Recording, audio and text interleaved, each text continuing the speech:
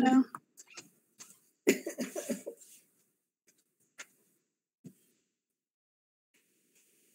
Se ha malogrado. ¿Alguien sabe cómo puedo arreglar la cámara de la compu? No se sale, ya no sale. Ahora el micro. ¿Escuchan bien, no? Sí, doctora. Sí, doctora, sí, la escucho. Pero se ve, se escucha, pero ya no, la cámara dice que falla, pero no le he hecho nada. ¿Qué habrá pasado? Ya no se puede arreglar eso, ¿no?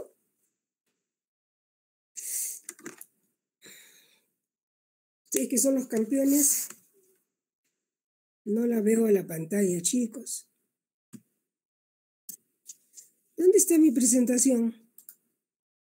¿Ustedes la ven? Sí, doctora. Sí, doctora. Ahora, ahí.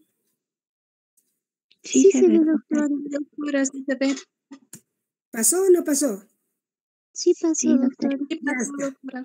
Listo. Entonces, hoy día, chicos, hacemos fiebre amarilla. ¿Qué cosa es la fiebre amarilla? ¿Quién me dice? ¿Una enfermedad infectocontagiosa?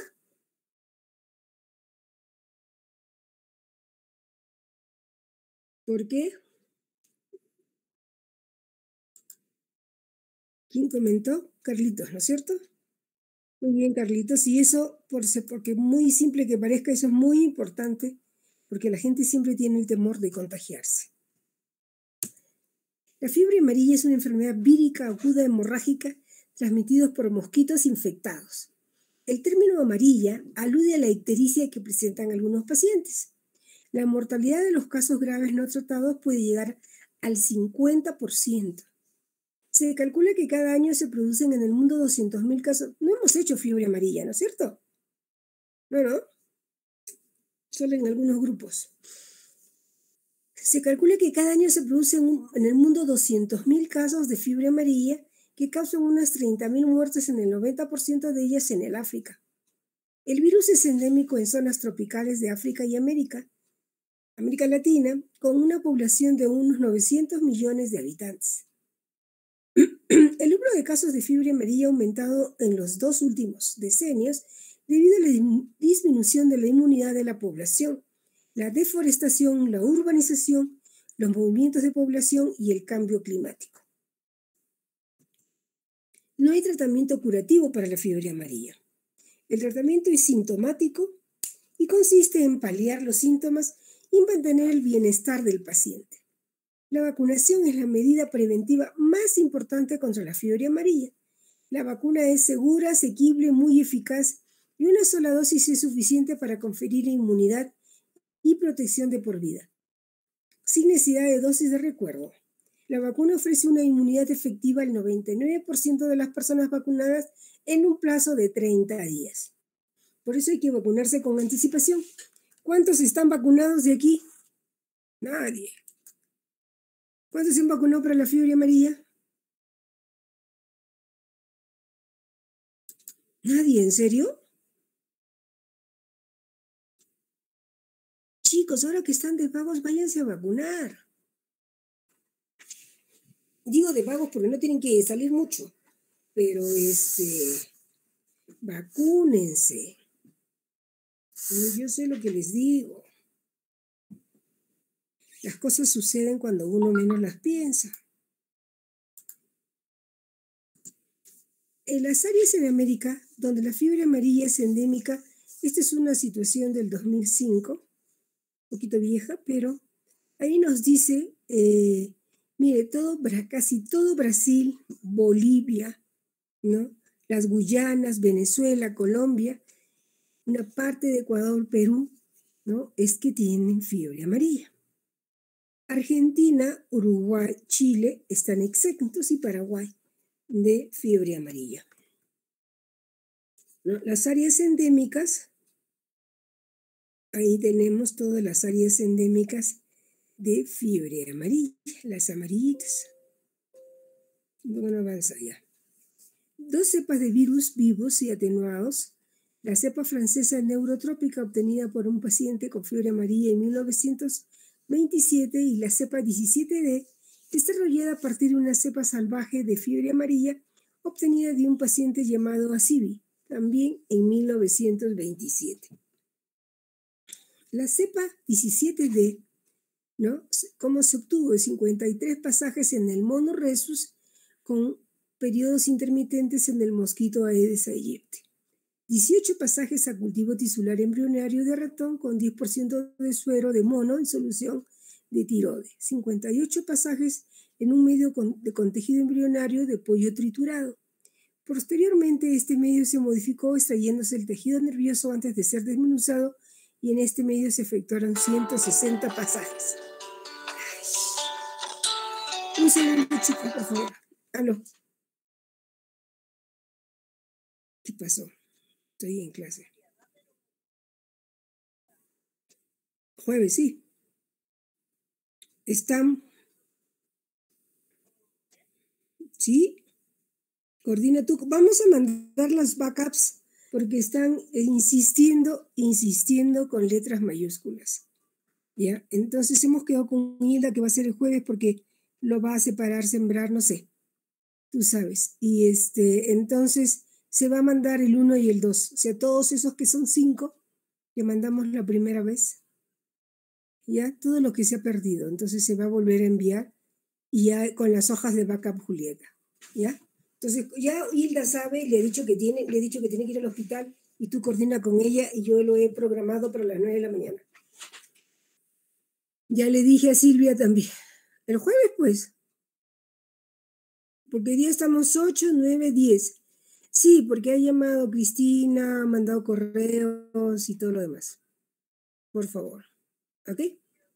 Gracias, chao.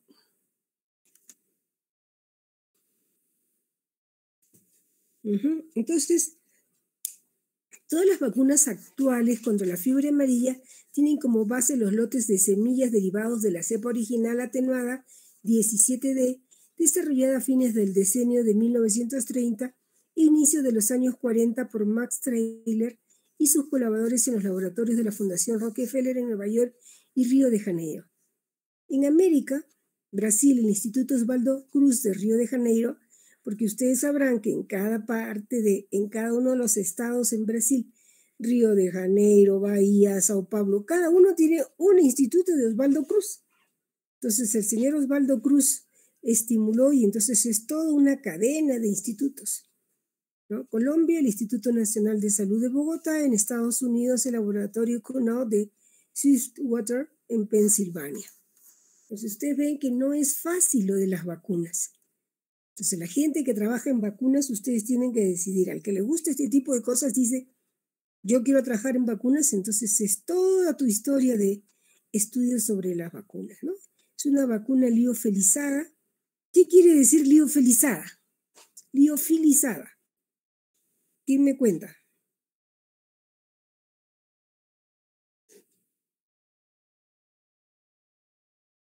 Liofilizada quiere decir que está sequita, la tienes que preparar, ¿ya? Cada dosis debe contener como mínimo 1000 DL50, que son dosis letal al 50% en ratones o su equivalente, ¿no? En UFP. En unidades, no me acuerdo, formadoras ya se las debo esa, no me acuerdo ahorita. La vacuna debe ser conservada en envase original entre 2 a 8 grados de temperatura, protegido de la luz. El diluyente conservar a temperatura ambiente, necesario refrigerarlo 1 hora antes de la reconstitución, usar el diluyente suministrado por el fabricante de la vacuna. El volumen del diluyente empleado para reconstituir la vacuna dependerá de la dosis, del número de dosis de la presentación. Antes habían presentaciones para 50 personas y tenías que mantener la cadena de frío porque es termolábil. Entonces, ustedes saben que cuando tú agarras un frasquito de una vacuna, ¿no? Entonces, lo tienes que agarrar del cuellito, de arriba, y rápidamente tratar de trabajar con todo dentro del termo y hielo, porque si no, se va a descomponer. Después de la reconstitución, la vacuna debe mantenerse refrigerada y protegida de la luz directa. La vacuna reconstituida se debe usar como máximo hasta el final de la jornada de trabajo, siempre que no sea superior a 6 horas. ¿Cuánto tiempo dura la vacuna del COVID? Una vez que la reconstituyen, la del Pfizer,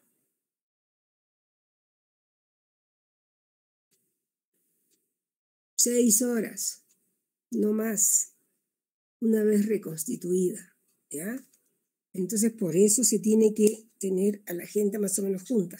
El uso de un diluyente incorrecto puede dañar la vacuna, causar reacciones graves o ambas cosas. No debe aplicarse la vacuna por vía intravenosa. Normalmente las vacunas nunca van endovenosas. Podría haber alguna excepción por ahí. Les quema una sola dosis de 0,5 mililitros en niños y adultos. La vía es intramuscular o subcutánea. El lugar es la parte superior del brazo, músculo deltoides, región anterolateral del muslo. Puede ser administrada simultáneamente con cualquier otra vacuna, pero en sitios diferentes. Revacunación por Reglamento Sanitario Internacional cada 10 años en caso de riesgo. Actualmente ya no se dice que se tenga que revacunar a no ser que tú tengas mucho riesgo, ¿no? Por enfermedades profesionales. La inmunización induce anticuerpos neutralizantes, aparecen después de los 5 días, el 50% a los 7 días, 90% a los 10 días y 99% a los 30 días. Estas son las respuestas, ¿no?, a la inmunización. Los anticuerpos neutralizantes que se producen con las vacunas tienen un proceso, ¿no? Y no es matemático. Igual que ustedes, nosotros no somos todos igualitos, entonces tampoco todos nos respondemos iguales. Inmunoglobulinas IgM de 8 a 10 días post vacuna, títulos más altos de 2 a 4 semanas y títulos menores de 3 a 4 meses. El IgG aparece luego de 17 días y persiste por largo tiempo. Pues aquí tenemos nosotros cómo tenemos la respuesta, ¿no? Estas redondelitas. ¿Ven? ¿Se ve la flechita? ¿Esto no? ¿Mi puntero no?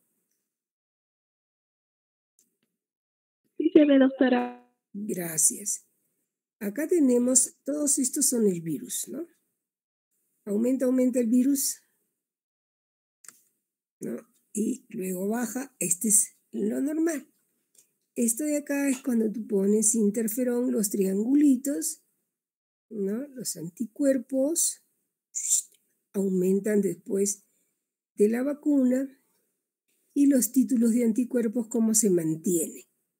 Entonces tenemos que aquí se pone la vacuna, acá está la vacuna y más o menos, como dicen ellos, a los 17 días tus anticuerpos comienzan a elevarse, ¿no? Entonces, si nosotros tuviésemos el virus va como estos redonditos.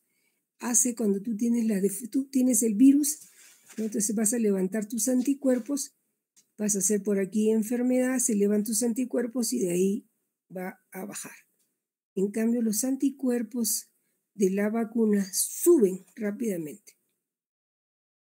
Es lo que estaría pasando con los del COVID. Supongamos que este sea un COVID, ¿ya? ¿Me captan? Ya pues, ¿a quién le doy la clase? Brandon, ¿estás ahí? Ya se fue Brandon. Brandon. No está Brandon. Romario. Sí, doctora. Doctora, sí estoy aquí, disculpe. Ya, entonces ustedes dos van a ser los cracks de la película, ¿ya? Cuando yo pregunte, cualquiera de ustedes dos contesta. Así de a 2 en 2. A ver, para que se despierten pues del almuerzo. Porque eso de hablar sola me deprime. Entonces nos imaginamos que esto es el COVID. Más o menos, porque casi todo funciona igual. Te da el COVID. Sube aquí estos redonditos, ¿ya? Y estás acá en tu mayor cantidad de virus. ¿Ya? Entonces, de aquí a aquí, más o menos, van los de 5, de que te contagias acá, va a tu tope de 5 a 7 días acá arriba. Y de ahí comienza a bajar, ¿ya? Entonces, pero ven ustedes que el virus, esto se mantiene, no se desaparece, no se muere, no se cae hacia abajo. ¿Por qué les cuento esto? Porque ahora están apareciendo los pacientes, como estamos teniendo mayor posibilidades de acceso a las PCRs, o sea, si tú quieres y vas y te haces una prueba molecular, una prueba antigénica, una prueba de IgG, IgM, entonces, ¿qué sucede? Te vas y te haces todo esto, ¿ya?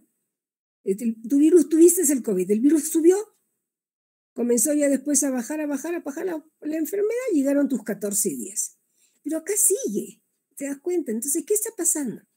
La gente que está volviendo a las minas, aunque a ustedes les parezca chisme, no es chisme. Viene un paciente y te dice, doctora, yo tuve IgG, muy bien. No, perdón, le hicieron la prueba antigénica. Le hacen la prueba antigénica por acá y le sale positivo. Pasa una semana, le vuelven a hacer la prueba antigénica y le sale negativa, pero le hacen la prueba molecular. Cuando la prueba antigénica le sale negativa, le hacen la prueba molecular, que ya estará por acá porque estaba en el día 10, 14 por acá. Entonces, si la prueba molecular le sale positivo, se asusta, estoy infectada, asintomática. De ahí vuelve a seguirle haciendo las pruebas, le vuelven a hacer la prueba molecular y vuelve a salir positiva. Entonces, en el trabajo no les quieren dejar entrar porque dice que está contagiando. Pero recuerden ustedes que la prueba molecular es biología molecular y estamos detectando nosotros ADN, que es sumamente sensible. ¿Se acuerdan ustedes que cuando nosotros estábamos viendo los que han venido a hacer la prueba de Leishmania, nosotros poníamos en frasquitos de alcohol, todo separadito, todo lo descartamos, porque lo que nosotros medimos es ADN. Si nosotros no descartamos, usamos una situación que es estéril porque es un estilete y lo ponemos ahí para que lo trabajen y ya no más, ¿no? Pero si nosotros no lo podemos lavar y volverlo a usar, solo con agua y jabón, ¿por qué? Porque vamos a detectar el ADN del paciente anterior. O sea, el ADN es una cosa muy sensible, ¿no? Entonces, y eso es lo que está pasando, ¿no? La gente se está volviendo loca porque siguen encontrando este virus que está acá abajo, que ya no está siendo, ¿cómo se llama? Infeccioso. Porque mírense, paralelamente el cuerpo ha desarrollado los anticuerpos, solitos por la presencia del virus. Entonces, los anticuerpos se van levantando más o menos al 7º o 14º día. Por eso es que te dicen, con el IgG, cuando hacías la serológica, a ti te tomaban el IgG al 14º día, que ya estaba apareciendo con mayor seguridad. Pero como ustedes, y también con el IgG, te decían, yo me he hecho la serológica y tengo IgG e IgM. ¿Por qué? Por estas pequeñas partículas del virus no infectante, que nosotros lo podemos encontrar. Así que esas son situaciones de interpretación y se está haciendo toda una locura porque ¿qué cosa es el anticuerpo? Lo que me está saliendo, ¿es la vacuna o es el COVID que tuve o ya me dio el COVID? Entonces estamos entrando, esa es la última psicosis de la gente. Entonces ustedes tienen que saber interpretar estos detalles para poder decirle, la paciente te dice, doctora, no me dejan entrar a trabajar y ya pasó más de un mes. Y así está sucediendo antes solamente con la serológica, ahora toman nuevamente prueba molecular y a la gente no la dejan entrar a trabajar. Entonces, ¿qué cosa dice volviendo a la fiebre amarilla? Personal de laboratorio que manipula materiales infectados. Todas las personas mayores de 9 meses de edad que residen en zonas urbanas, rurales o selváticas, consideradas exóticas, así como los residentes en zonas desde donde se originan migraciones hacia áreas exóticas, deben ser inmunizadas contra la fiebre amarilla. y ustedes están aquí cerquita de las zonas y no se vacunan ni son médicos futuros, la vacuna está indicada en todas las personas que viajan a áreas exóticas. El Reglamento Sanitario Internacional recomienda la revacunación de viajeros cada 10 años. Esta recomendación se aplica a todos los países. A mí me habrán puesto tranquilamente la fiebre amarilla como 5 veces. Contraindicaciones. Niños menores de 6 meses, cuando hay documentada hipersensibilidad a huevos, al pollo, a la gelatina, la neomicina, la polimixina, o una vacuna anterior contra la fiebre amarilla. Pacientes inmunodeprimidos por drogas, enfermedad inmunológica, neoplasias y desórdenes a nivel del timo. Que los problemas a nivel del timo también, acuérdense, nos puede dar una miastenia gravis. Ahora también se dice que no se vacunan las personas mayores de 60 años. Ahí está. Enfermedad aguda y personas con más de 60 años, embarazo, lactancia e infección por VIH. La infección por VIH es cuando el VIH, ya les he dicho, está en fase SIDA. Ayer me he pasado buscando todos los pacientes que vimos, no se me vaya a pasar alguno, porque ya estamos pasando la lista para la vacunación de las personas con VIH para el COVID. Ya la próxima semana van a empezar a escuchar que ahora se vacunan los pacientes de VIH. ¿Ustedes se vacunarían? Sí. A ver, ¿qué dices tú, Romario? Si tú te quieres vacunar, ¿tú quieres que te pongamos el diagnóstico de VIH? No, doctora. Tú, Brandon, ¿qué dices? Doctora, si padezco, tendrían que ponerme con ese diagnóstico, ¿no? Así padeces, ¿no es cierto? Porque es que ahora la gente está loca, y quiere vacunarse, pues, ¿no? Entonces hay personas que me dicen a mí, doctora, me quiero vacunar, ¿qué me pone? Entonces ahora una persona que me dijo eso lo llamé una mamá, ¿no? Ni siquiera el hijo, la mamás. Y le dice, ¿tú quieres que se vacune tu hijo? Sí. Ahorita está pasando la lista para las personas que tienen VIH. Póngale nomás que se vacune. Entonces, no podemos llegar a la locura, ¿no? Entonces le digo, ¿cómo le vas a poner algo que no tiene? Como bien dicen ustedes, si no lo tengo, ¿por qué me lo van a poner? ¿No? Pero hay que tener, y esto les cuento, chicos, porque es lo que ustedes van a vivir de médicos, ¿no? Y tienen que saber contestar este tipo de cosas. Eventos adversos relacionados con la vacuna antiamarílica, reacciones locales entre 0 a 8, eritema, dolor local, reacciones sistémicas, fiebre, mialgias, cefalea. ¿En tu familia, Brandon, se ha vacunado alguien para el COVID? Doctora, mis papás, porque trabajan en salud. Ya. Y les ha dado eso, pero entonces recibieron Sinopharm. Sí, doctora. Ya. ¿Y tuvieron muchos efectos? A los 2 días de la segunda dosis, mi papá tuvo COVID, doctora. ¿Y porque tu papá es médico? Sí, doctora. Entonces bajó la guardia. No, doctora, dice que en el transcurso de la vacuna no sabe cómo se enfermó, porque él se cuida bastante, hasta ahora. Porque es que inconscientemente, chicos, y eso les va a pasar a ustedes si se están cuidando más o menos y les dio o no el COVID, cada uno que le pueda haber dado el COVID, piense cómo se contagió. El día que ustedes bajaron la guardia, se confiaron, así sea con la familia o los amigos cercanos, y se quitaron la mascarilla y estuvieron mucho rato y no en un ambiente aireado, ese día se contagiaron. Analícenlo. Eventos adversos relacionados a la vacuna antiamarílica, reacciones de hipersensibilidad graves son la anafilaxia, la enfermedad viscerotrópica aguda, enfermedad neurotrópica aguda. La vacuna es preparada en embriones de pollo. Los que tienen alergia grave al huevo no deben recibir la vacuna. La anafilaxia ha sido reportada en un caso por 58.000 a 131.000 personas. La enfermedad neurotópica aguda asociada a la vacuna es una incidencia de encefalitis de 4 a 6 casos por 1.000.000. Número de casos reportados hasta el 2002 eran 23 nada más. De 16 casos de 26, o sea, el 68% en menores de 9 meses. Por eso se dice que se vacunen a los mayores de 9 meses. En mayores de 60 años, 14 casos por 1.000.000.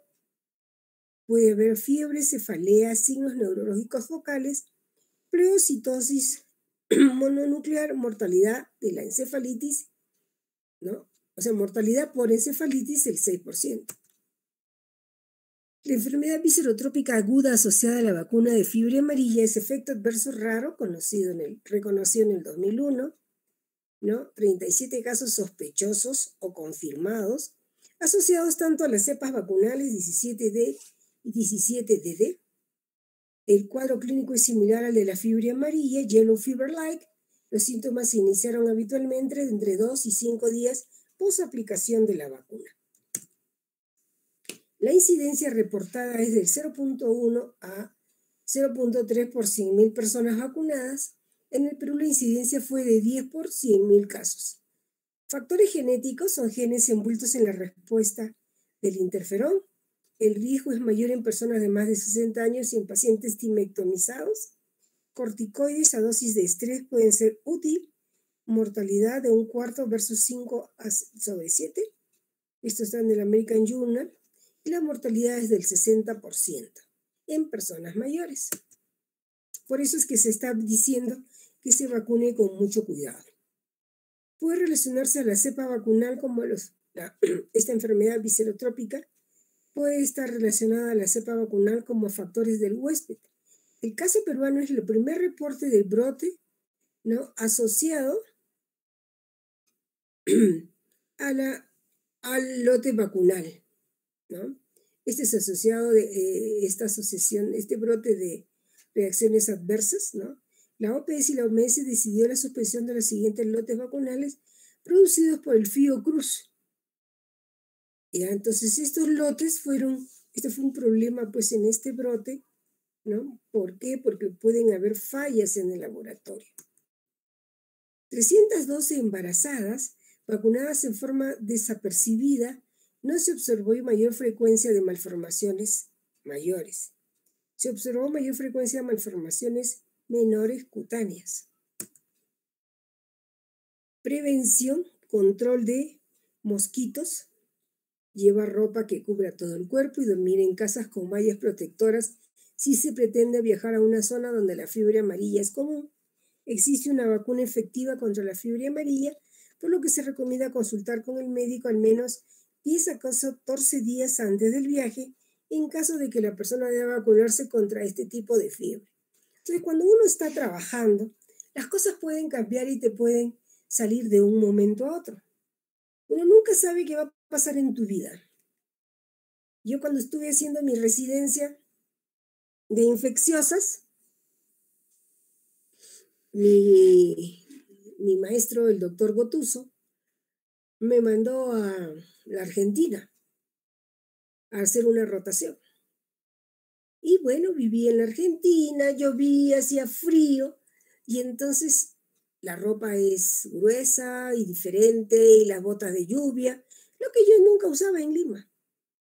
Y entonces todo el mundo me decía, ¿y no te vas a llevar? No, porque en Lima no hace frío, en Lima no es así. Eso fue en junio del 86. En noviembre del 87 estaba aquí en el Cusco y no lo había programado, ¿entiendes? Entonces, y me muero de frío igual. La vida cambia sin que tú lo pienses. Estas son las partes que estamos hablando en relación a la vacuna. ¿Alguna pregunta hasta ahí? Brandon, Romario, ¿no quieren preguntas, dudas? No, doctora. Voy a hacer la clase. Tampoco, doctora. Como el resto no habla, no importa. No quieren. Ya, zonas de riesgo, ¿no? Tenemos las cuencas hidrográficas de los ríos de la selva, Junín, Huánuco, Ayacucho, Puno, Pasco, Cusco, Selva Baja, Madre de Dios, Ucayali, sur de San Martín, Loreto. ¿Dónde yo no he estado? A ver. En Huánuco, ¿dónde más no he ido? Ucayali y San Martín. El resto sí estuve. En los casos más graves aparece la clásica triada de síntomas, que es la ictericia, la hemorragia, la fiebre y la albuminuria intensa. Durante la incubación, que dura entre 3 y 6 días, el virus permanece inactivo. La primera fase, que dura entre 3 y 4 días, se caracteriza por fiebre, escalofríos, dolores musculares, cefaleas, pérdidas de apetito, náuseas, vómitos y el signo de Faguet. ¿Quién se acuerda qué es el signo de Faguet? La frecuencia cardíaca normal en presencia de fiebre alta. ¿Dónde más podemos ver ese signo? En fiebre tifoidea, que se dice también disociación pulso-temperatura. Pasado este periodo el paciente mejora y los síntomas desaparecen. Aproximadamente el 15% de los enfermos desarrolla la fase tóxica, que en la mayoría de los órganos falla. Esta fase se caracteriza por la reaparición. Solo un segundito. Aló.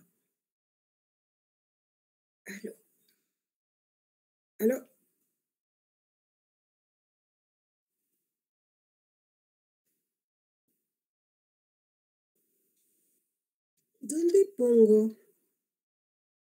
A ver, chicos, por favor, para todos. Cuando me llaman, ¿dónde encuentro yo para decir que estoy ocupada? ¿Dónde aparece eso?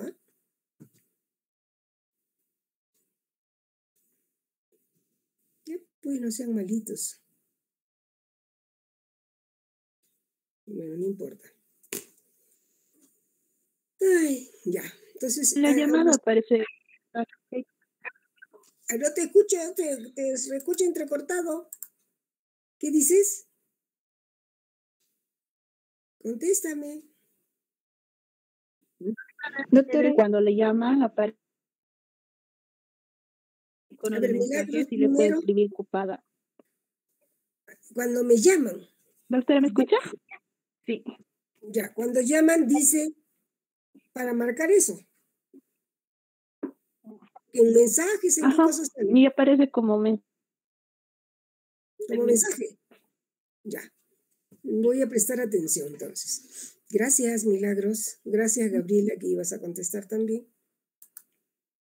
¿Dónde estoy? Acá. Entonces,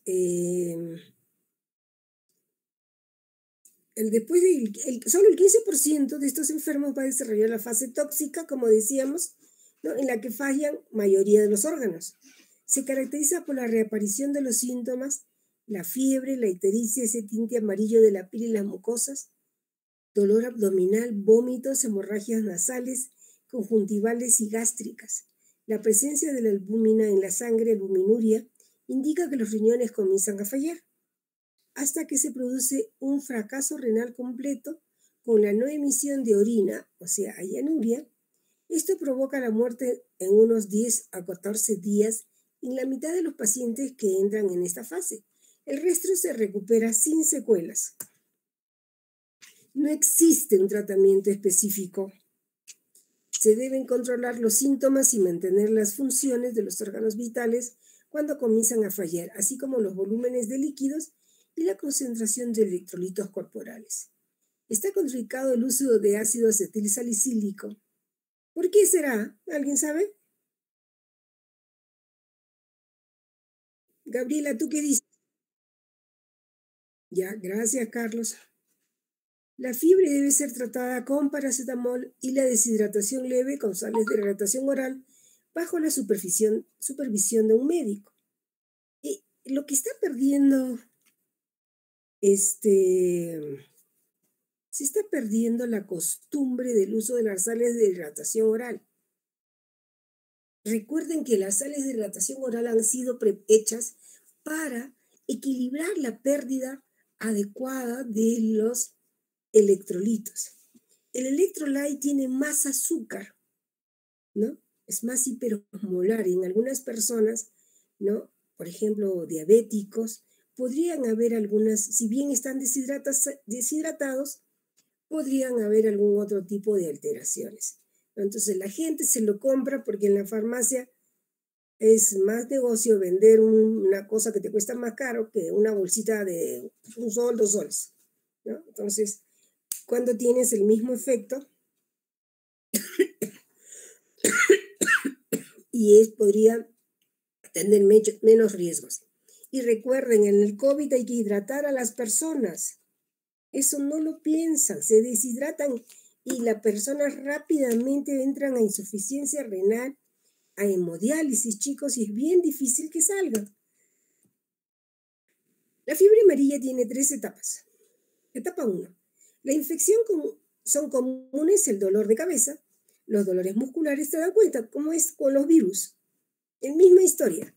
Dolores musculares y articulares, fiebres, sofocos. ¿Qué más le da sofocos? El COVID. ¿Se acuerdan cuando yo me estaba vacunando para el COVID que me dio sofocos, calor? Inapetencia, vómitos e ictericia.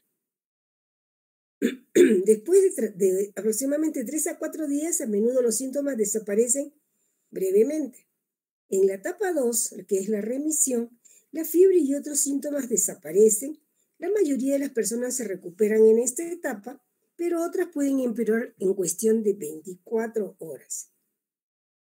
Entre la etapa 3 tenemos la etapa de la intoxicación. Se presentan problemas con muchos órganos, entre ellos el corazón, el hígado, el riñón. También se puede presentar trastornos hemorrágicos, convulsiones, coma y delirio. Porque haber trastornos hemorrágicos puede haber sangrado intracerebral, por supuesto. Los latidos cardíacos son irregulares, pueden haber arritmias. El sangrado puede progresar a hemorragia, puede llegar al coma. Hay disminución de la micción, o sea, hay oliguria, ya hemos dicho, hay delirio, fiebre, dolor de cabeza, piel y ojos amarillos, ictericia, dolores musculares, cara, lengua y ojos rojos, convulsiones, vómitos posiblemente con sangre. Por eso le llaman a veces vómito negro, porque, a ver, ¿aquí qué hago? Donde dice mensaje, ¿no? Sí, doctora. No puedo hablar ahora, ¿ya? Listo, aprendí, gracias. Entonces, estos vómitos son negros. El paciente, ustedes ven al paciente, yo he visto un par de pacientes en la selva, con los ojos bien inyectados, la persona se le ve deshidratada, ictérica. Entonces, hasta acá, supongamos que yo les pongo un caso clínico, ¿no? ¿Cómo podrían ustedes diferenciar? Ahí está, les pregunta examen, les voy a soplar. Paciente que tiene todos estos primeros signos, todos estos que están acá descritos, ¿no? Y sin mayor antecedente. Ahora que hay COVID. A ver, Gabriela. ¿Hay 2 o 3 Gabrielas? ¿Cuántas Gabrielas hay? Porque acá se llaman por grupos. ¿Ah? 2, doctora, 2 Gabriela Soto y Gabriela, ¿cuál? La otra Gabrielita, ¿cómo se llama? ¿Tu apellido, Gabrielita? Mendieta, muy bien. A ver, Gabrielas. Les toca así por. Después le va a tocar a los Diegos, ¿ah? A ver, ¿qué cosa pedirían para hacer su descarte aquí de... ¿Qué cosa es esto? ¿Qué se te ocurre? Gabriela Mendieta primero, a ver. El paciente está en la selva y tiene todo eso. ¿Con qué se puede confundir? ¿Cuál es tu diagnóstico diferencial?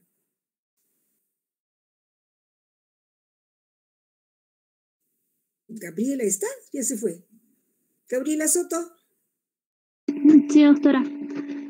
Doctora, si es en la selva también podría pensar que es un dengue. ¿Un dengue? ¿Ya? ¿Qué más? ¿Y cómo lo diferencias? ¿Qué haces para saber qué es? Tendría que pedir pruebas serológicas para detectar el virus, doctora. Un ELISA, por ejemplo. ¿Para detectar qué virus? Ay, sí, no sabría, doctora. ¿Cómo diferencia? ¿Vas a pedir fiebre amarilla? ¿Te lo hacen así nomás? No, ¿no es cierto? ¿Con qué otra cosa más la diferencia? A ver, Diego. Los Diegos. ¿Cuántos Diegos hay? 3, 4, creo.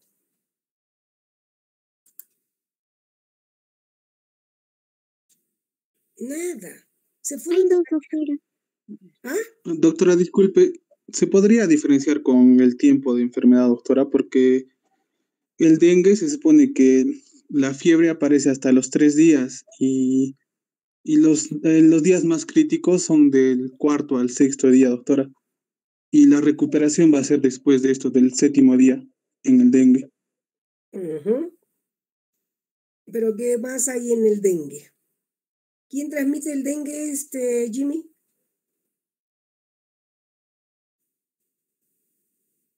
Doctora, el Aedes, doctora. ¿Y esta enfermedad? ¿Y la fiebre amarilla? También, doctora. También, ¿no es cierto? Entonces, como tú dices, tenemos, como están diciendo, que pedir la serología. Tenemos que ver también una cosa que es la epidemiología, chicos. En estos momentos, ¿qué está viendo?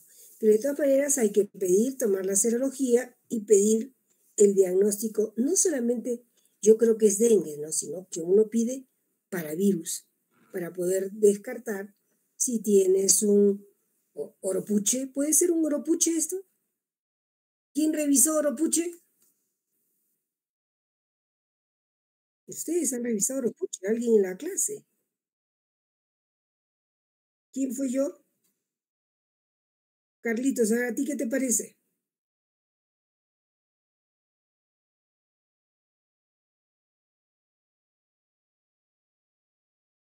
Ujú.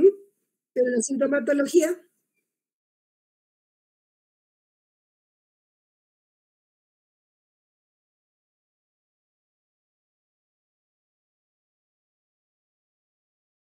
claro, ¿no? Solamente que no te da tanta enfermedad, oropuche, ¿no es cierto? Entonces, claro, entonces ese tipo de situaciones se tienen que pensar. Muy bien, gracias. Entonces, la fiebre amarilla selvática en las selvas tropicales lluviosas,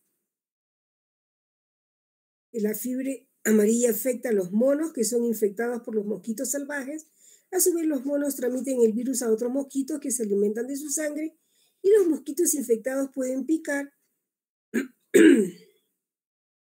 ¿Dónde está? Ya me pide. A las personas que entran en la selva produciendo casos ocasionales de fiebre amarilla. La mayoría de estas infecciones afectan a hombres jóvenes y que trabajan en la selva, generalmente los leñadores y las personas que van a hacer roce. ¿Saben qué cosa es hacer roce? Hoy día vino un señor que había estado en la selva y le digo, ¿en qué ha trabajado usted? He estado haciendo roce. ¿Qué cosa es roce en la selva? Es cortar los árboles. Cuando van a deforestar y cuando van a cortar los árboles para hacer áreas de cultivo, ¿no? Eso se llama roce. ¿Ya? Ellos están haciendo roce, están deforestando. La fiebre amarilla intermedia en las zonas húmedas o semihúmedas de África se producen epidemias a pequeña escala. Los mosquitos semidomésticos que se crían en la selva y cerca de las casas infectan tanto a los monos como al hombre. El aumento de los contactos entre las personas y los mosquitos infectados conducen a la transmisión. Puede haber casos simultáneamente en muchos pueblos distintos de la zona.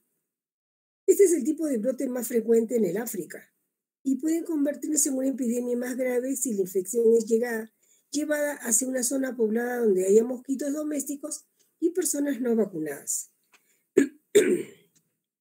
La fiebre amarilla urbana, cuando las personas infectadas introducen el virus en zonas de gran densidad de población y un gran número de mosquitos, aedes y de personas no inmunes, se producen grandes epidemias. Los mosquitos infectados transmiten el virus de una persona a otra, ¿no? Los mosquitos infectados, no las personas infectadas. Control de los mosquitos. En algunas situaciones el control de los mosquitos es fundamental hasta que la vacunación haga efecto. El riesgo de transmisión de la fiebre amarilla en zonas urbanas puede reducirse eliminando los potenciales criaderos de mosquitos y aplicando insecticidas al agua donde se desarrollan en sus estadios más tempranos. Combinada con las campañas de vacunación de emergencia, la fumigación, los insecticidas para matar los mosquitos adultos pueden reducir o detener la transmisión de la fiebre amarilla, ganando tiempo para que las poblaciones vacunadas adquieran la inmunidad. Históricamente, las campañas de control de los mosquitos han tenido éxito en la eliminación de la Aedes aegypti. El vector urbano, por eso no había mucha fiebre amarilla cuando estaban, ¿cómo se llama?, haciendo dedetización para matar muchos mosquitos. El zancudo, los aedes y todos. El vector urbano de la fiebre amarilla en la mayoría de los países continentales de Centroamérica y Suramérica. Sin embargo, los mosquitos de esta especie han recolonizado en las zonas urbanas de la región y vuelven a suponer un riesgo de la fiebre amarilla urbana. Los programas de control de los mosquitos de zonas selváticas no son factibles para prevenir la transmisión de la fiebre selvática. Muy bien, ¿preguntas? ¿Comentarios?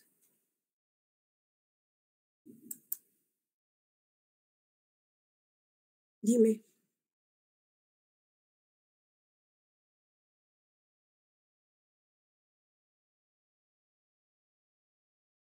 Es mejor.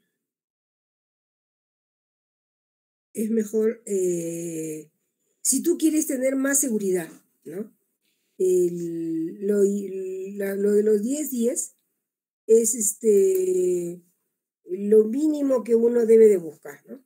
Porque se dice que a los 10 días todavía no ha empezado a levantar los anticuerpos, recién a los días 17. Entonces la gente se le dice 10 días, y lo ideal es 30, Carlos.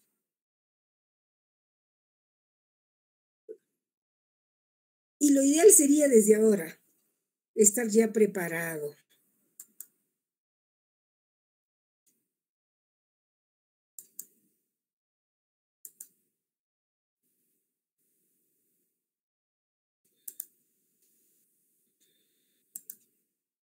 ¿Ahora lo ven? Sí, doctora. Muy bien. ¿Dónde estamos aquí?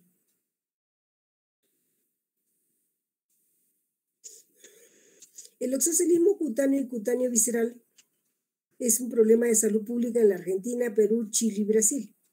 En Sudamérica tenemos 34 especies, la Loxoceles laeta, Loxoceles intermedia en Brasil y Argentina, Loxoceles gaucho en Brasil y la mayor peligrosidad del veneno de Loxoceles laeta. El veneno de Loxoceles es dermonecrótico y viscerotóxico. Tiene enzimas que es la enfingomielinasa, la hidrolasa, la hialuronidasa y la lipasa. La colagenasa, la fosfatasa alcalina, ¿no? Tenemos enzimas de proteasas y metaloproteasas. La esfingomielinasa D es la que nos va a dar el componente tóxico. Las loxoceles únicas son capaces de generar necrosis cutánea. Con alguien vimos, creo que una picadura. El 83.3% del total de los casos presenta dolor, edema y eritema entre 6 y 8 horas.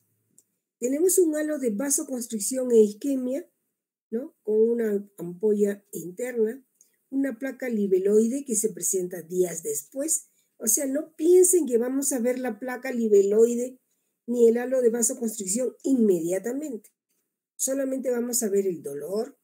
El paciente va a referir el dolor, vamos a ver el edema y el eritema entre 6 a 8 horas de la mordedura. La cicatrización es de 6 a 8 semanas. ¿Cuántos son 8 semanas? 2 meses. Porque entra en crisis, estoy peor, estoy peor, estoy peor.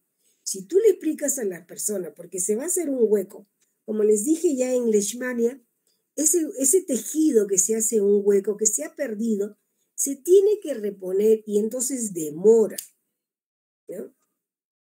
Hay un cutáneo necrótico, es el más habitual, cutáneo edematoso es más raro y ahí tiene mejor pronóstico.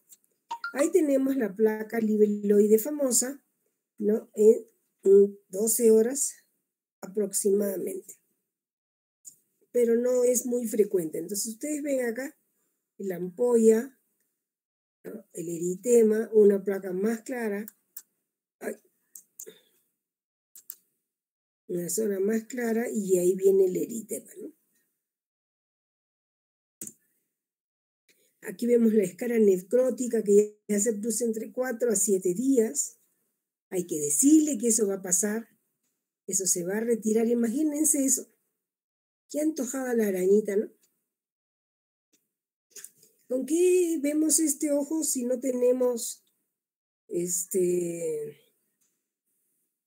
¿con cuál sería su diagnóstico diferencial de este ojito? Con un edema del ojo hinchado. ¿Qué hemos visto? Chagas, doctora. Chagas. Obviamente, y ustedes me van a decir, pero ¿dónde está aquí la lesión? Puede haberse rascado, nada más, ¿no? Y tenemos también una ulcerita, pero claro, este es loxosele, pero hay que pensarla y hay que preguntar. El loxocelismo puede darnos un cuadro clínico visceral, compromiso sistémico y puede llevarnos a la muerte. Te da hemólisis, hematuria, hemoglobinuria, ictericia, fiebre e insuficiencia renal. Aproximadamente 24 horas posteriores a la mordedura. Tenemos el diagnóstico clínico. Mira cuánto mide. Desde una pata hasta la otra pata, 4,5 centímetros. Pero hay más grandes, ¿no es cierto? Características de la lesión y de la progresión. El cuadro visceral nos va a dar un síndrome hemolítico precoz y violento. El diagnóstico confirmado es identificación de la araña por un entomólogo experto. Pero nosotros, esto es importante, la identificación, pero nosotros no vamos a dejar de tratar si es que no nos trajeron la arañita o no la podemos identificar, tenemos que tratar. En orden de importancia, el diagnóstico diferencial tendríamos una infección por estafilococo, urticaria, herpes zóster complicado, equimosis por trauma, antrax, picadura de otro insecto, reacción adversa a medicamentos y una úlcera infecciosa.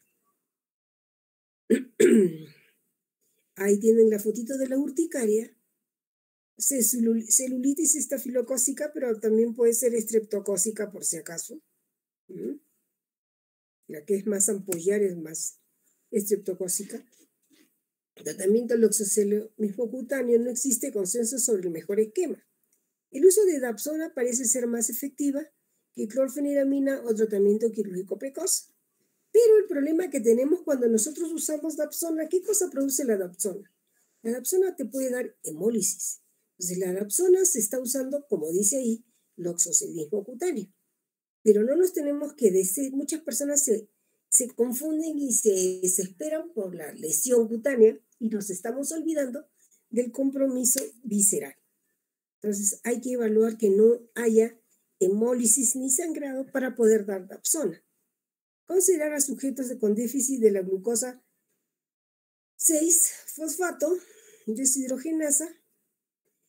Este fármaco estaría contraindicado en este grupo de pacientes. ¿Para qué más se usa dapsona?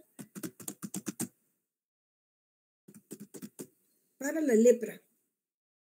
¿Alguna vez han hecho lepra? ¿Han estudiado lepra?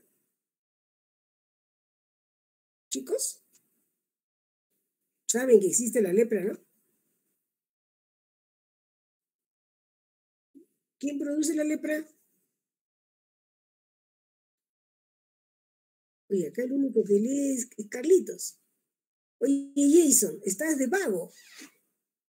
No, doctorita, estoy aquí. Mycobacterium leprae, doctora. Mycobacterium. ¿Y por qué no hablas? Pues te vas a quedar dormido, Jason. No, doctora, estoy atento siempre. No, para que contestes, pues. Ya, entonces, cirugía frente a uso de Dapsona es inefectiva y perjudicial. Recomendada su aplicación tardía si el caso lo amerita. Pero la cirugía, ¿en qué fase entraría? ¿Qué tipo de cirugía haríamos, chicos? ¿Cortamos? ¿Qué cirugía? Cuando hable de cirugía, ¿qué cirugía se refiere? Porque no nos dice. ¿Ah?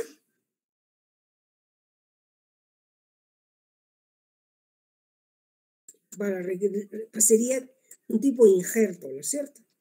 Pero no vale la pena. Uso de corticoides y suero antiloxoceles. Hay escasa información. Mentira, les cuento que todo el mundo, para el loxocelismo cutáneo, la gente le receta corticoides a todo el mundo ahora, ¿no? Hasta para la garganta. Está resfriado, dexametasona con corticoides. Entonces, denle la columna dexametasona con diclofenaco. Esa es una mala praxis. Entonces tenemos nosotros, se ve este cuadrito del doctor Meguiña, Ciro Meguiña. Tenemos una publicación del uso de la Dapsona y la rifampicina para el loxocelismo con nuestro amigo Ciro Meguiña. Bueno, entonces si nosotros tenemos acá la lesión cutánea, no complicada y complicada. La no complicada tenemos un dolor urente, lacinante, hay edema, eritema, mácula equimótica, violácea, menos frecuente, ampollas seroamarillentas y prurito generalizado.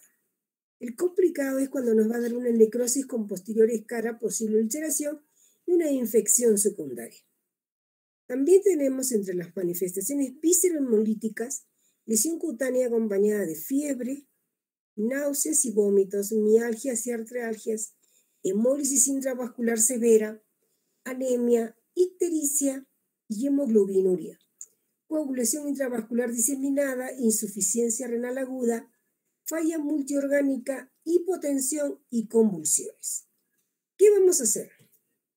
Nosotros podemos dar para la lesión cutánea, a partir del tercer día, Dapsona 100 miligramos por día vía oral e hidratación, siempre y cuando no haya hemólisis, por supuesto.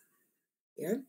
Entonces, también podemos hacer a partir del tercer día la Dapsona, la hidratación y ante la infección secundaria cefalosporinas de primera generación. No dice ceftriaxona. O clindamicina, 300 miligramos cada 8 horas vía oral. Con escaras, escarectomía y azúcar granulada. ¿Se dan cuenta? Azúcar para mejorarla. Estoy practicando. ¡Ay! No se marca. Ya está. Entonces, y para la hospitalización, entonces en este momento, si nosotros tenemos un paciente que nosotros vemos que no, primero que no encontramos la Dapsona con facilidad. Segundo, supongamos que la tenemos y el paciente puede estar hemolizando y yo quiero ayudar para el problema de la úlcera, se puede dar rifampicina. El problema con la rifampicina y la Dapsona son medicamentos que no los encuentras en la farmacia. La rifampicina es un medicamento controlado porque se utiliza para tuberculosis. Recuerden eso. Hospitalizados inmediatamente, suero antiloxocélico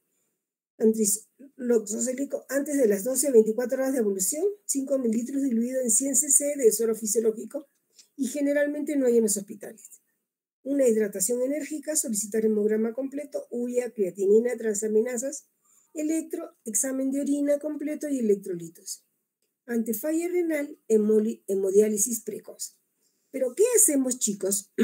Cuando estás acá, estás en tu casa y ¡pam! Te mordió la araña. Entonces, antes de llegar, ya tienes ahí tu mordedura. Entonces, ¿qué le das a la paciente?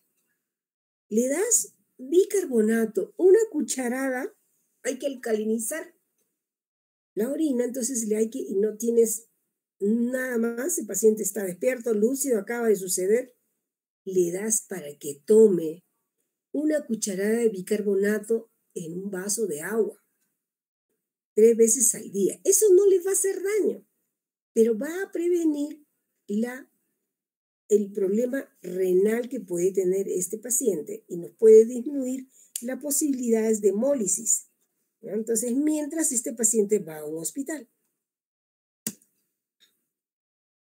¿Ya? Entonces, ¿alguna pregunta? Ahí Doctora, tiene... una pregunta. Cuando hace complicación renal, ¿a qué se debe esta complicación renal? ¿A Por una la toxicidad de vestibular? es por la toxicidad de la araña, por las exotoxinas. Por eso son las complicaciones. Del mismo veneno, entonces, El doctora. mismo veneno de la arañita, ¿ya? Entonces, lo que nosotros tenemos es que prevenir la destrucción que va a producir ese veneno. Lo que no hemos estado en esta presentación y que ya haremos la otra es el compromiso neurológico que no es por la Loxoceles laeta, sino por el Latrodectus mactans, que esa no nos va a dar una necrosis ni una lesión cutánea tan amplia, nos va a dar una lesión simple, ¿no? Que casi ni se va a notar la mordedura en sí, pero lo que sí te va a dar es dolores, porque tiene una toxina tipo neuromuscular. Entonces, esa toxina neuromuscular te va a dar dolores de tipo calambre, ¿ya? Puede ser en cualquier parte del cuerpo. Cuando son los calambres abdominales, simulan el dolor de una apéndice. Así de fuertes pueden ser, ¿ya? Entonces, por eso, ¿y ahí qué cosa vas a dar? Ahí vas a dar diazepam, un relajante muscular. No orfenadrina ni nada, diazepam. Uso de corticoides en estos casos ya hemos visto, no está indicado. A pesar que la gente lo use, no te digo que sea lo correcto. Ese es otro tema. Muy bien, ahora, ¿qué cosa quieren que veamos? ¿Otro bicho?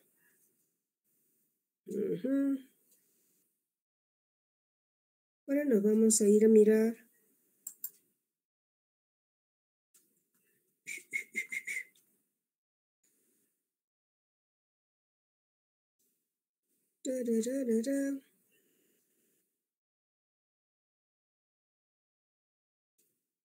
Ya.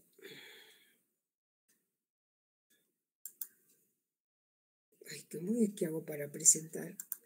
Me pierdo, me han cambiado el chip. Pueden reírse nomás, no importa. Ya. Brucelosis. La brucelosis es una infección zoonótica causada por el género bacteriano Brucella, que es un cocobacilo intracelular aeróbico, ¿no? Esta brucelosis también se le llama fiebre del Mediterráneo, fiebre malta, fiebre gástrica remitente y fiebre ondulante.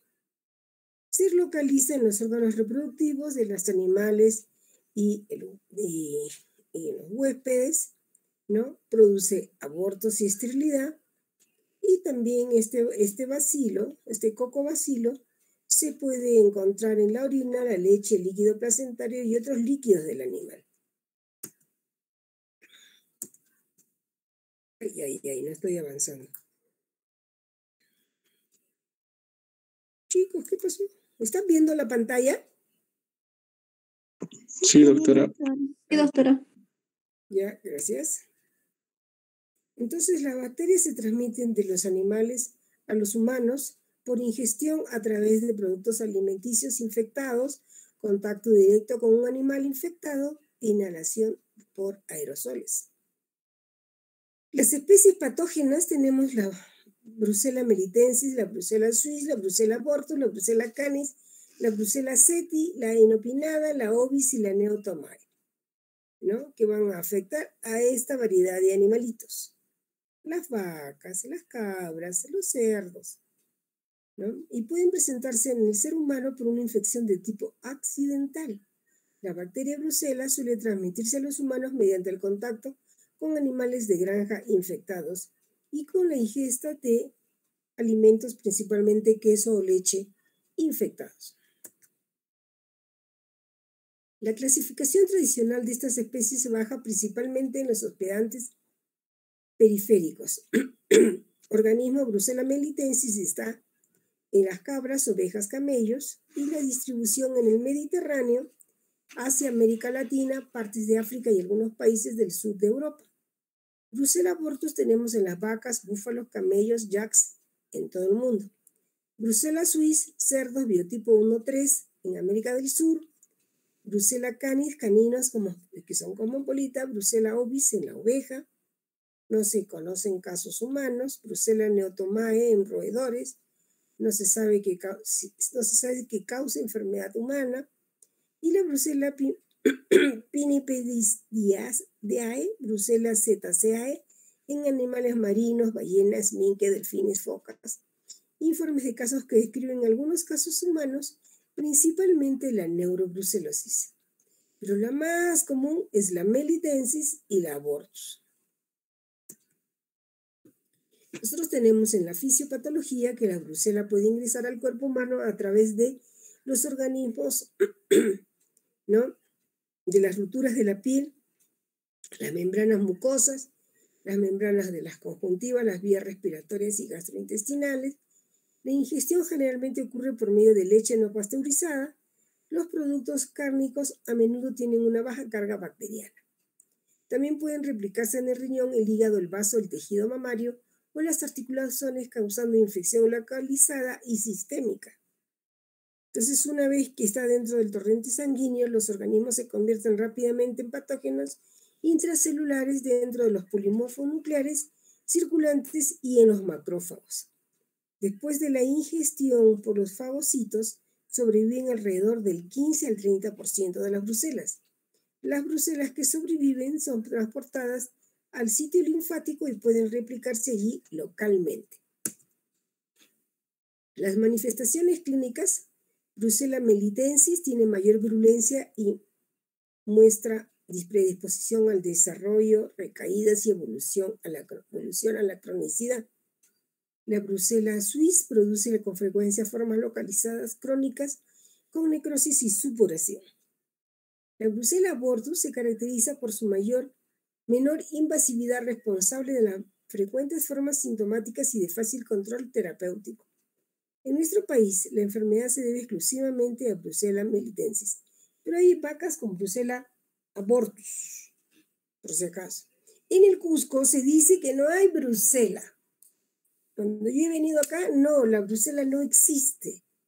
Las vacas tienen Brucella, ¿no? Y si dicen que no existe la Brucella en los animales de Cusco, porque son muy cuidados, pero los quesos viajan. Y nosotros somos un país que come muchas cosas que te vienes de Lima para el Cusco, te traes un regalito. Estás del Cusco para Lima, te llevas un regalito. Te vas a Piura, te llevas un regalito. Te traes pescado salado. O sea, nosotros transportamos todo. Cuando vamos a otros países, cuando ustedes llegan a Chile nomás, aquícito nomás, tú vas en tu maleta y te van, antes de que llegues a donde te van a revisar la maleta, los que han viajado recordarán, hay un montón de tanques bonitos, pintados de verde, y dice: por favor, toda la comida que traigas, bótala aquí, descártala aquí. Entonces, si tú llevas comida, cuando llegas a la revisión y te encuentran algo, obviamente te lo botan, pues, pero te están pidiendo, por favor, que lo botes antes. Pero los peruanos no, nos peleamos por nuestros quesos contaminados. Manifestaciones clínicas son muy variables, poco específicas, por lo que se debe corroborar con anamnesis adecuada, factores de riesgo, diagnóstico paraclínico.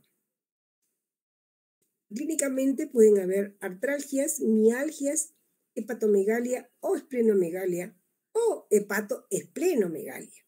Pueden haber las dos. Lumbalgias predominantemente en vértebras lumbares, altas o torácicas bajas, 45%, artritis monoarticular o poliarticular en rodillas en un 25%. Fiebre de carácter ondulante puede aparecer un día y desaparecer súbitamente, para luego reaparecer al día o días siguientes. Cuando viene el paciente y te dice, no sé qué me pasa, doctora, un día tengo fiebre y después se me pasa y me vuelve, estoy grave, ese hay que pensarle que tenga brucela. Porque te está describiendo la enfermedad ondulante. Está enfermo y se le desaparece. Y otra cosa, y si viene con la pareja al costado te dice, y se está poniendo cada día más antipática por esa enfermedad. Te produce depresión, irritabilidad, ¿ya? Complicaciones de espondilitis vertebral, orcoepididimitis. 10% de pacientes masculinos pueden tener orcoepididimitis. El testículo, para que vean, para los caballeros que pueden tener una imaginación directa, palpable, ¿no?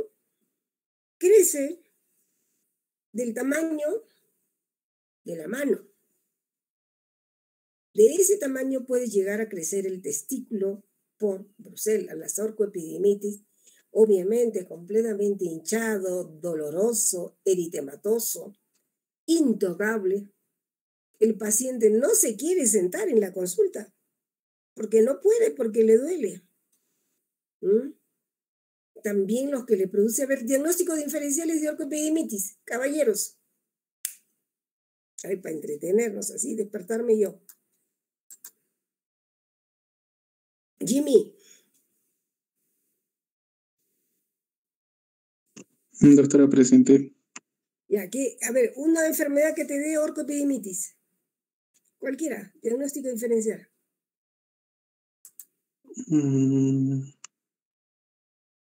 La brucela 1, ¿qué más?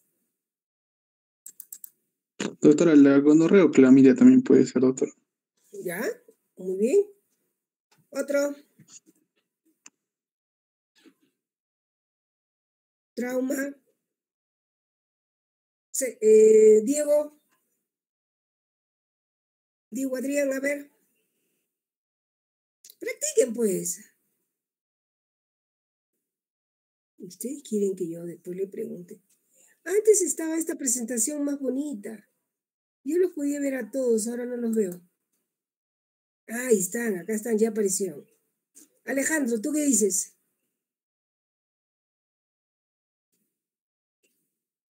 No hay. Ayrton.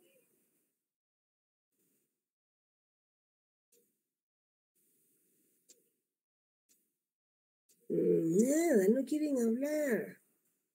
Cuando les dé solamente se van a asustar. Fernando.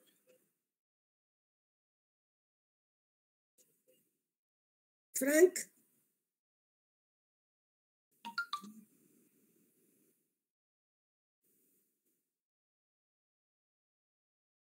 ¿Cuál es la enfermedad que compromete las glándulas? ¿Qué puede producir esterilidad en los hombres? Paperas. Paperas. Ya tenemos brucela, gonorrea, clamidia, paperas, traumatismo. Iván, ¿qué se te ocurre a ti?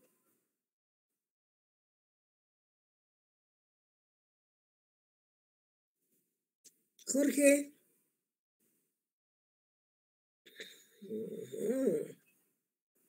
Mijail.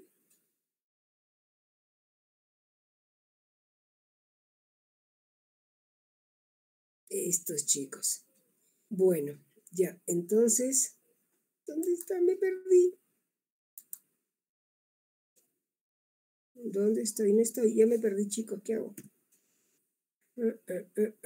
¿Parotiditis, doctora? Ya dijeron parotiditis. Gabriela, ya dijeron. ¿Dónde estoy? Acá. Ya. Me había perdido. Entonces es muy importante, ¿no?, de pensar en la orcoepididimitis, aparte de las bacterianas, por supuesto. Las infecciones urinarias pueden ir a orcoepididimitis y también las prostatitis, ¿no? Pueden complicarse con endocarditis y enfermedades neuropsiquiátricas.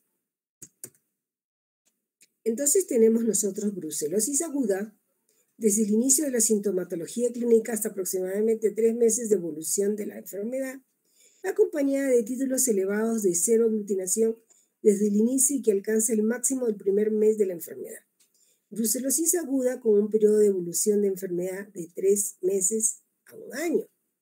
Brucelosis crónica debe reservarse para los pacientes cuya enfermedad lleva un periodo de evolución de más de 1 año. Puede estar acompañado de títulos de cero aglutinaciones bajos. Puede ser positivo a la prueba de CUMS, anticuerpos incompletos, anticuerpos bloqueadores o aislamiento.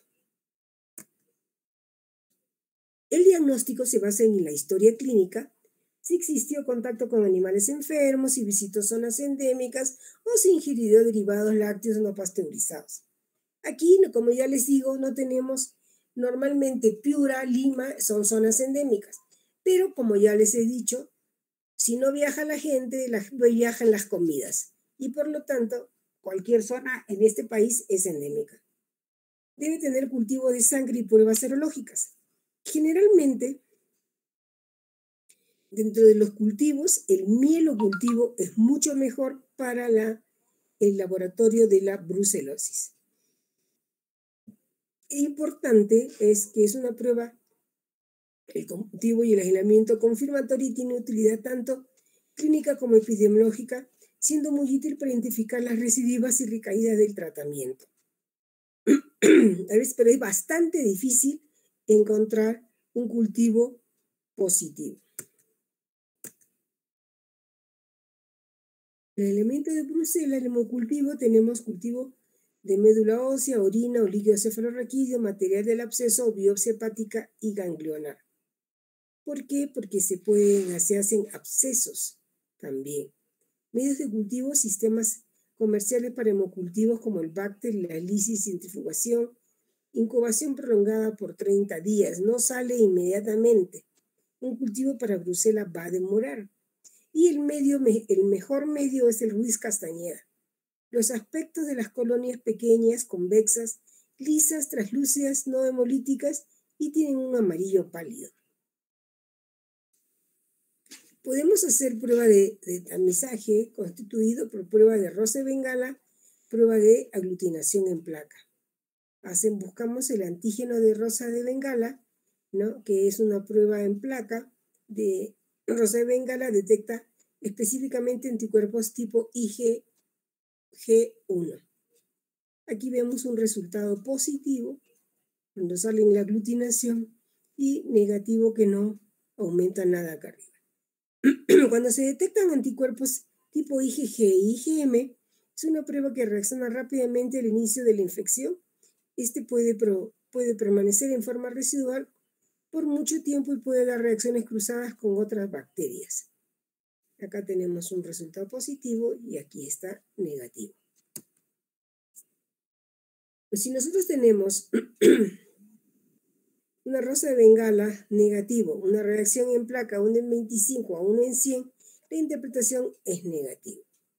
Si tenemos rosa de Bengala negativo, 1 en 200, en placa, tenemos que realizar pruebas complementarias. Pero si tenemos rosa de Bengala positivo y en placa de 25 a más, la interpretación es positiva, ¿no?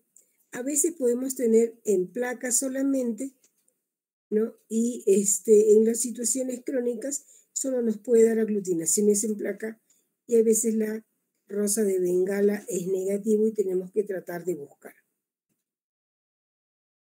La prueba de aglutinación en tubo detecta anticuerpos IgM y IgG2 mediante la técnica de aglutinaciones seriadas de suero en tubos. Entonces tú vas buscando, ¿no? Vas haciendo las diferentes diluciones en cada tubo para poder buscar la positividad. La prueba del 2-mercaptoetanol es una prueba selectiva, detecta la presencia de anticuerpos IgG, se basa en degradación de la IgM, se utiliza para el seguimiento de los pacientes en tratamiento, es útil para detectar infecciones crónicas en los que las pruebas de aglutinación en tubo puede ser un título bajo. Entonces, para 2 mercaptoetanol positivo, tenemos que tener más de 1 en 25, ¿no? En tubo también tiene que estar por encima para que nos dé positivo.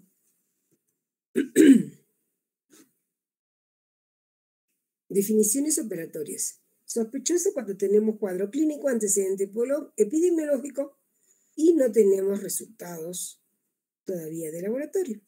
Probable cuando tenemos cuadro clínico, antecedente epidemiológico, una prueba de rosa de Bengala positiva. Y confirmado cuando tenemos la prueba, el cuadro clínico, los antecedentes epidemiológicos, la prueba de rosa de Bengala y una prueba confirmatoria positiva que puede ser el mielocultivo, el hemocultivo y quizás una aglutinación en tubo.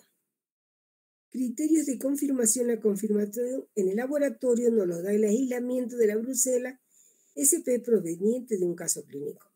El incremento de 4 títulos de la aglutinación en la prueba de tubo en muestras obtenidas entre la fase aguda y convaleciente en un periodo estudiado de 2 semanas desde la aparición de los síntomas en un mismo laboratorio y una prueba positiva con 2 mercaptoetanol.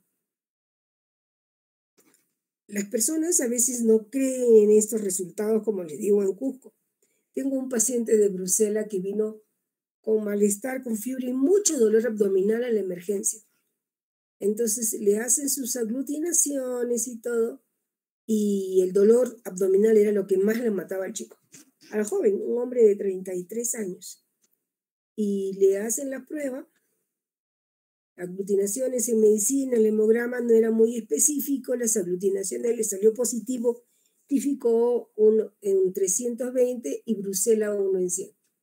Pero era dolor abdominal, entonces les pareció un apéndice por el tipo de dolor, lo pasaron a cirugía y como el paciente se quejaba tanto de dolor, lo operaron. Le operaron el apéndice. Y el apéndice fue, como dicen los cirujanos, ¡zas! Sin alteraciones significativas. ¡Zas! ¿Qué pasó? Terminó toda la recuperación del apéndice y el dolor abdominal no se iba.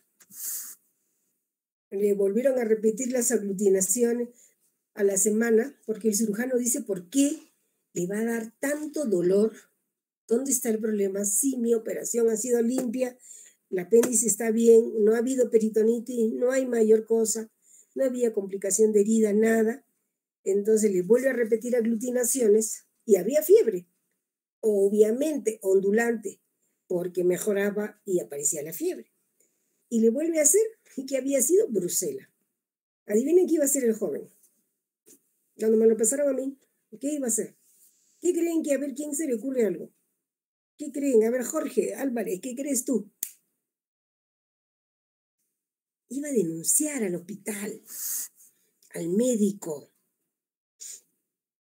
El tratamiento del paciente, como probable o confirmado, deberá indicarse bajo vigilancia médica o por personal debidamente capacitado.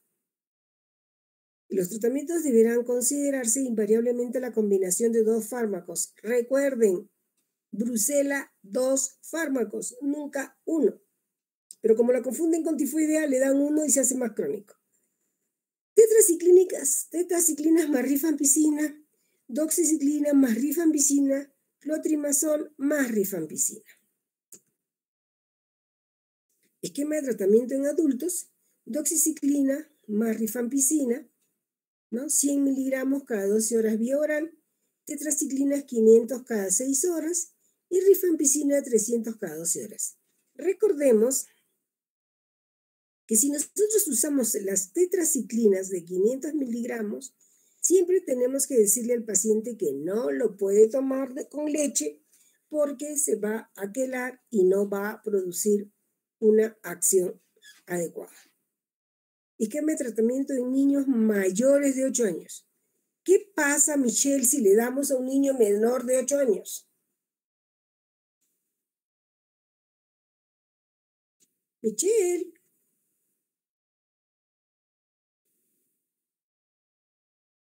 Grace.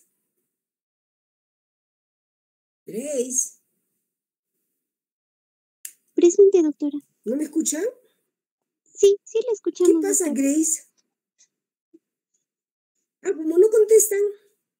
¿Tú qué dices, Grace? ¿Qué pasa si hay un niño, le das el tratamiento a un niño menor de 8 años? ¿Por qué dicen que en chiquitos no? Porque podría ocasionar de repente una alteración a nivel del esmalte dentario o un retardo también a nivel de su crecimiento. Muy bien. Por eso no se da en niños. Y esas cosas se tienen que tener en la mente para no equivocarnos. ¿Qué le daríamos a un niño menor de 8 años? ¿Qué es lo que no pueden recibir los niños menores de 8 años, Grace? Porque acá tienes 2 medicamentos, doxirifan y tetrarifan. La ¿Cuál de los tetraciclina. medicamentos produce lo que tú has dicho? La tetraciclina, doctora.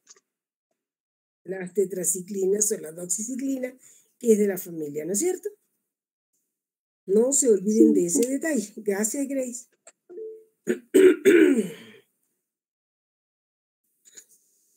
Entonces, en los niños les das clotrimazol más rifampicina. De 10 a 20 miligramos por kilo por día cada 12 horas, clotrimazol 10 miligramos por kilo por día cada 12 horas. En el embarazo y la lactancia, solamente clotrimazol y la rifampicina. Si estuviese en el último trimestre, le podemos dar, o en el último trimestre, principalmente el último mes, ¿le puedes dar clotrimazol a la embarazada?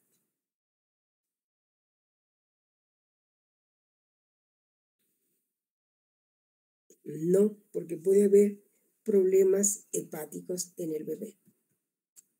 Esquema de tratamiento en endocarditis brucelósica. El paciente debe ser derivado a un hospital de tercer nivel que cuenta con servicio de cardiología. ¿Ya? Porque hay endocarditis brucelósica. En ocasiones, cuando el cuadro clínico es reciente y solo se ha comprometido las hojas valvulares, podría ser suficiente y efectivo un esquema similar al usado en los casos crónicos. Sin embargo, en otros casos, la mayor compromiso valvular o en el anillo o el músculo cardíaco es prioritaria la cirugía o en ocasiones puede ser de urgencia. En un problema de endocarditis yo usaría gentamicina con la doxiciclina. En las recaídas que se pueden presentar aún con el mejor esquema terapéutico deben tratarse con el mismo esquema de medicamentos debido a que muy excepcionalmente están relacionados a resistencia bacteriana. La brucela produce mucha recaída. Hay que hacer un seguimiento. Se recomienda realizar control clínico de los pacientes a fin de efectuar ajustes en el tratamiento y verificar que el mismo se realice adecuadamente. Solicitar serología y disminuir los riesgos de recidiva y recaídas hasta por 2 años, dejando abierta la consulta ante la reaparición de síntomas. Los medicamentos que muestran actividad clínica con bajas tasas de recaída tenemos doxigenta. La streptomicina ya no la usamos. Antes se usaba la streptomicina por 21 días, chicos, con la tetraciclina, ¿no? Después ya ha mejorado de la tetra pasó a la doxi y ahora se usa doxigenta o rifampicina. Trimetoprim también se puede usar. Otros agentes con fusiones, ahora también se está usando los gringos, los norteamericanos recomiendan ciprofloxacina. Otros agentes con fusiones potenciales son clorfenicol, imipenicilina, estatina y varias fluoroquinolonas, como les estaba diciendo, la ciprofloxacina. Los regímenes recomendados, doxiciclina 100 miligramos 2 veces al día por 6 semanas. 6 semanas es 1 mes y medio mínimo, porque a veces damos hasta 3 meses o más. La gentamicina 5 miligramos por kilo por día endovenoso o intramuscular diariamente por 7 a 10 días. La streptomicina se da, como les decía, cada 24 horas una inyección intramuscular por 14 a 21 días. ¿Cuál es el problema de la streptomicina? ¿Quién me dice? Wilber Alex.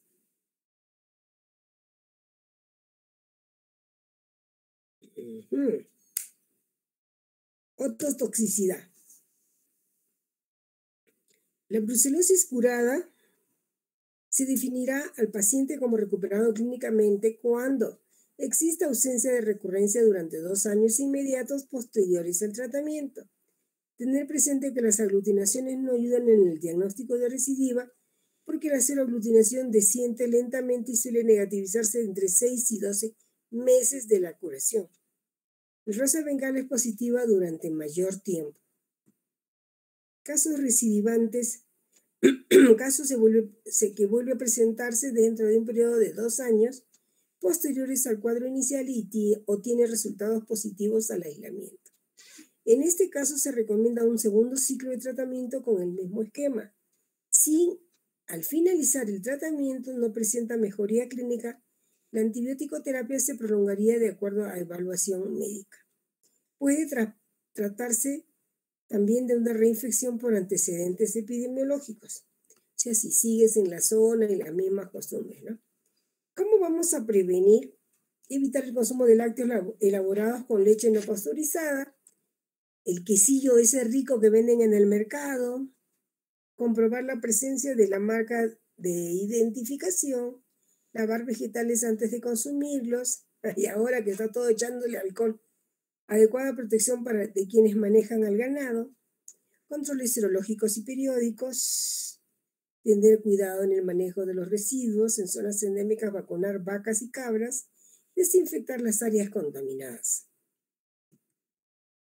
Muchas gracias. ¿Preguntas, chicos?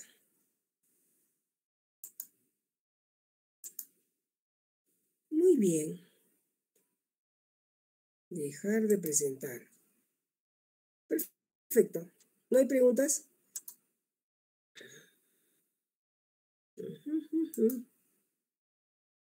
¿Dónde estoy? Acá. Presentar ahora. Muy bien. Ahora vamos a pasar lista nuevamente y a borrar a todos los que se fueron, ¿ya? ¿Qué les parece?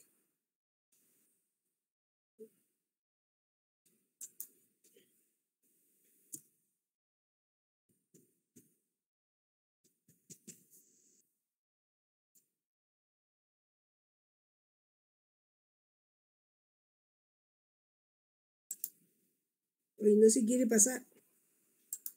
Qué chistosos. No se quiere abrir la lista. Grace, ¿tú tienes la lista de tus compañeros?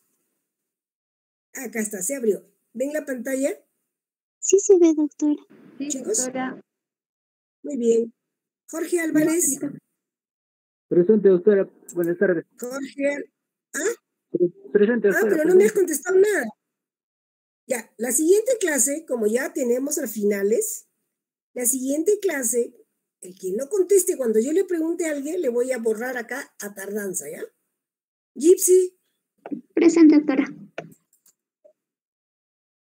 Carlos, es el único que contesta. Jenny Barrientos. No tiene micro, no tiene, ni siquiera está presente. Diego Bueno. Presente, doctora. Diego Cáceres. Presente, ¿Quién doctora. contestó? ¿Cuál de los Diegos? Los dos.